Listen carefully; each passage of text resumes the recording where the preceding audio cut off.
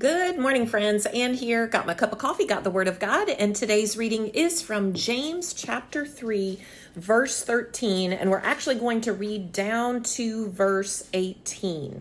So, friends, what does it look like to be a wise person? When you think about wisdom and seeing someone who you consider wise, how do you know that person is wise? Sometimes we define wisdom as the amount of knowledge that we have, as our ability to convince someone else of our opinion or preference or truth as we understand it. Sometimes we think someone who is wise is someone who is really smart, who makes good grades in school. Friends, today we are going to learn how James defines true wisdom. Let's start with verse 13. It says this: "Who is wise and understanding among you? Let him show it by his good life, by deeds done in the humility that comes from wisdom."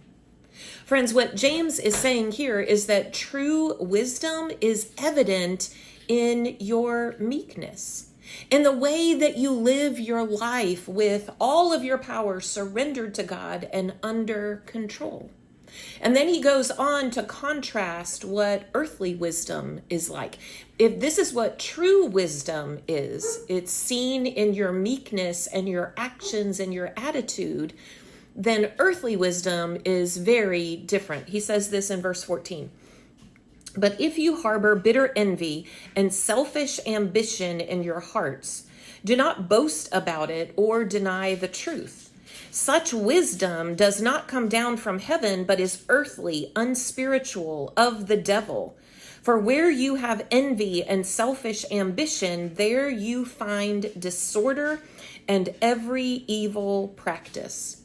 Friends, he describes this earthly wisdom as being self-serving, as something that is demonstrative of demonic activity, of something that is unspiritual. It's of the devil. Friends, when you see someone who purports to be wise, that is serving themselves, that is filling themselves, that is gratifying their own desires, you can be sure that this is evidence of a false wisdom. He goes on to bring it back to this godly wisdom when he says this in verse 17: "But the wisdom that comes from heaven is first of all pure, then peace-loving, considerate, submissive, full of mercy and good fruit, impartial and sincere."